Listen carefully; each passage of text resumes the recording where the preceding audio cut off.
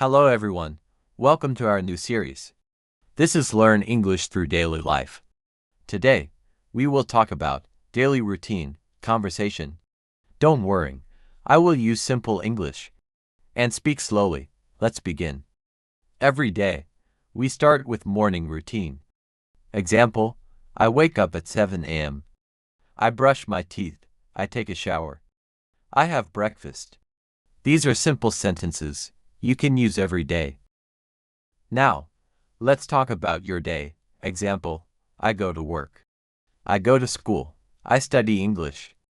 I meet my friends. These sentences help you talk about your daily life. Now, listen to a simple conversation. What do you do in the morning? I wake up early and I go for a walk. That's good. Do you have breakfast? Yes, I eat eggs and bread. This is a simple, daily conversation. In the evening, you can say, I come back home, I watch TV, I use my phone. I have dinner, I go to sleep. These sentences are very useful. Now, you try. Say this. I wake up at, I go to, I eat.